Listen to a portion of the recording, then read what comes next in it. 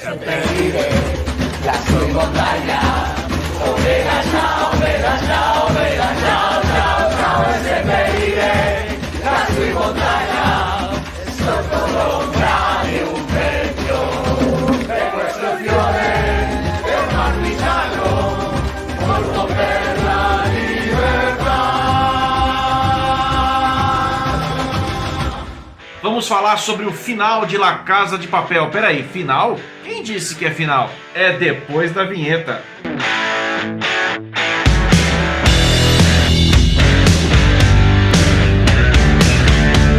E aí galera, Spotcom na área, tudo bem? Tudo certinho com vocês aí? Terminou La Casa de Papel, pelo menos a 5ª temporada terminou e estão dizendo que não vai ter mais assalto. Mas a gente já volta a falar disso já já. Você assistiu Casa de Papel? Tá assistido? Tá direitinho? Não vai ter problema com o que nós vamos soltar aqui hoje? Porque tem spoiler, nós vamos falar de coisas que aconteceram na série, então já tá avisado.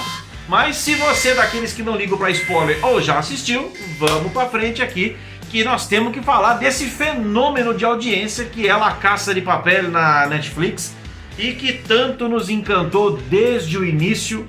E eu acho que a gente tem que... É a hora de pesar tudo, né? É a hora de a gente pesar o que foi bom, o que de repente faltou, se atendeu às nossas expectativas.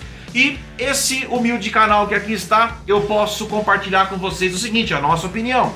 Se você tiver uma opinião diferente, já fica convidado e intimado a deixar os seus comentários aqui embaixo. Do nosso ponto de vista, a série sim, ela precisava dar um desfecho para aquele assalto. E esse desfecho veio. Não é que a gente queria que o assalto desse certo porque é legal roubar. Eu acho que o grande barato é o seguinte, a gente queria que desse certo porque a coisa foi ficando ruim de uma tal maneira, e inclusive mortes aconteceram, mortes importantíssimas para o professor e para todo o grupo, né? Porque eles viraram uma família entre eles, uma família não totalmente de sangue, mas eles constituíram sim uma família por esse viés das aventuras que eram cada assalto. Então a gente queria sim ver o desfecho e eu torcia para esse desfecho dar certo, porque eu queria ver sempre como que o professor ia sair de uma enrascada, né? Então é como um grande jogo de xadrez, se você está encurralado, qual que vai ser a sua grande jogada, né? Então eu acho que é por aí, eu acho que nesse sentido sim, as jogadas foram realmente de mestres como é o professor, e isso eu gostei muito. As atuações, eu acho que o grande ponto, assim, um dos grandes pontos, né, fortes da série são as atuações. Brilhantes atuações, é difícil falar quem, esse aí atuou mais ou menos, esse aí é café com leite. Não, gente, não. Todos eles se entregaram de corpo e alma para essa série, para essa atuação. Eu acho que isso é ponto fundamental para o sucesso da série. Outro ponto fortíssimo, sem dúvida nenhuma, não adianta você ter bons atores se você não tem um bom roteiro, se você não tem uma boa direção, né? Então, ponto mais do que positivo, uma salva de palmas aqui pro criador Alex Pina e para todos os diretores, em especial pro Jesus Colmenar, que souberam manter até o final, até o último episódio, essa coisa da tensão.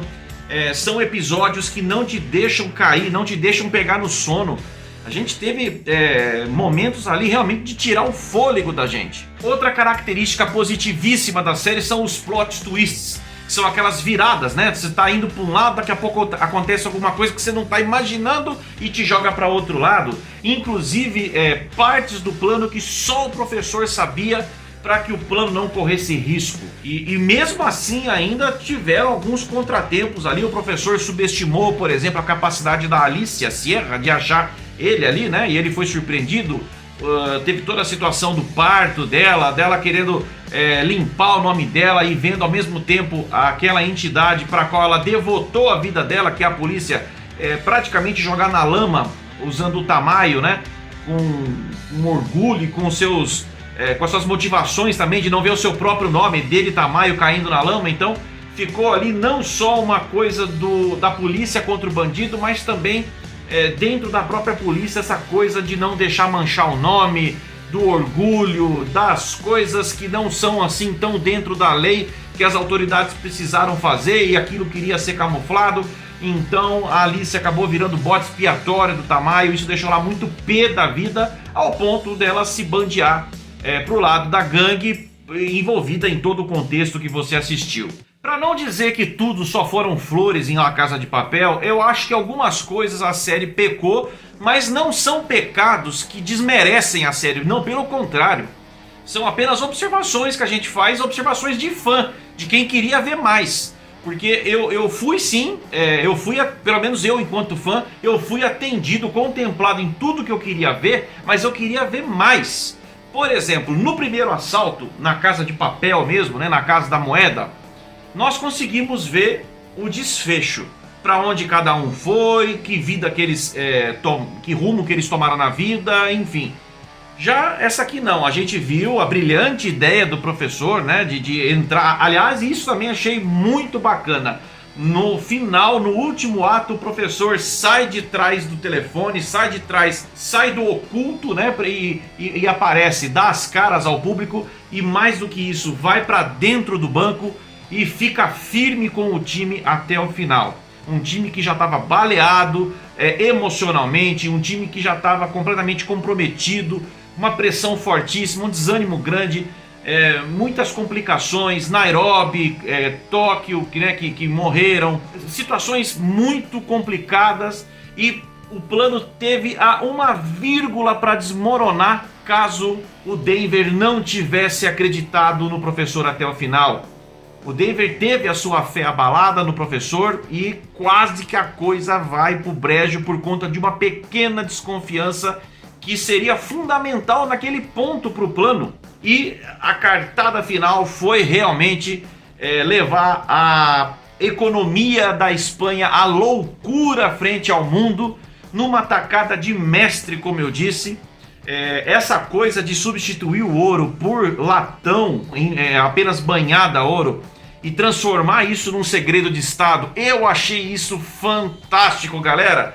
Porque essa série, quem assiste La Casa de Papel tem que entender uma coisa, antes de mais nada, independente do que eu queria ver mais, do que eu ouvi de menos, La Casa de Papel não é apenas um assalto pelo ato de assaltar. Lógico, ficou muito claro nessa última temporada que a família do professor, né, do Berlim, é uma família de ladrões, é uma tradição de família, como o próprio nome do episódio disse. Mas não é apenas o roubar pelo roubar, para se engrandecer, para ficar um grande criminoso, mas é a arte de roubar, de construir planos mirabolantes e botar toda uma estrutura que sempre se achou forte em ruínas. É a desestabilização. Tanto é que eles se apresentaram como uma resistência. E por que as pessoas do lado de fora apoiaram tanto os ladrões, mesmo sabendo que aquilo era um ato criminoso? Porque aquele assalto, naquela dinâmica, no contexto da série, representava muito mais do que um assalto. Representava uma derrota para o sistema. Significava um enfrentamento daqueles que governam, daqueles que oprimem muitas vezes o povo, que espera dos seus governos uma situação melhor, uma política melhor, uma condução econômica melhor, onde ofertas de empregos melhores podem acontecer. Então, essa é a resistência. Juntou uma situação popular que viu naquele pessoal, vestido ali com máscara de Dali, um enfrentamento, um símbolo de enfrentamento ao sistema. Isso é Casa de Papel. Fora isso, aí é tudo que a gente assistiu, é todo o show, né? Toda a arte que aconteceu. E estava dizendo, para não dizer que tudo foram apenas flores, eu, por exemplo, gostaria de ver o desfecho realmente de cada um depois do segundo assalto. Mas eles foram para Portugal, saíram lá como se estivessem, por causa desse grande segredo de Estado, foi combinado com o Tamayo uma suposta morte de toda a gangue e uma bela de uma encenação através de sacos de cadáveres, né? Toda a gangue foi tirada de dentro do banco com o ouro original preservado, com o ouro de latão lá nesse segredo de Estado que ninguém pode saber, que a Espanha está sem ouro nenhum, né? E os caras foram para Portugal, mas aí que tá.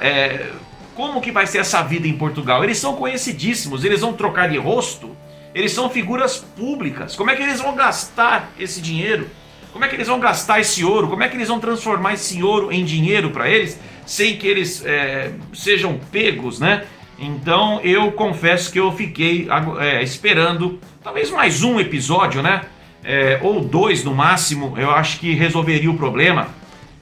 Por exemplo, o bilhete que o professor fez para o Rafael, seu sobrinho, o que está escrito lá? Lógico, a gente imagina que deve ter mexido com a questão familiar, já que o episódio, repito, chama-se Uma Tradição de Família, uma tradição familiar. Quer dizer, o Rafael que rouba o próprio tio, né, já tinha roubado do próprio pai o amor dele, não se bastou com isso, aplicou um golpe no próprio tio. E assim, ele deve ter planejado aquilo por muito tempo, só esperando o assalto começar, para ele rapidamente mexer as suas peças e contratar aquela galera daquela casa pré-moldada, escolher um terreno, comprar aquilo a dinheiro, né, que foi exatamente a partir daí que a Alicia Serra, já inserida no grupo, usando toda a sua astúcia de investigadora, descobriu o local exato da onde o Rafael levou o ouro. Mas o professor fez um bilhete, nós não vimos o que está escrito naquele bilhete, e o Rafael leu aquilo. Eu achei que muito rápido demais, ele e a Tatiana concordaram e abriram mão do ouro ali. Isso eu também achei que ficou um pouco rápido, achei que no final mesmo as coisas aconteceram rápido demais e sem muito aprofundamento. Eu não sei se os caras foram realmente limitados pela Netflix, era muito roteiro para pouco episódio, mas eu acho que um sucesso desse tamanho merecia pelo menos mais 1 ou 2 episódios, para que os detalhes tão preciosos no roteiro para o professor também pudessem ser elucidados para nós que aprendemos nessa série que o detalhe é muito importante, ou até mais importante do que a ação em si. Talvez nós não tenhamos visto o que está escrito no bilhete, porque, como eu disse na introdução, será que a Casa de Papel, La Casa de Papel, realmente acabou? Ou será que nós vamos ter ainda mais desse universo para frente?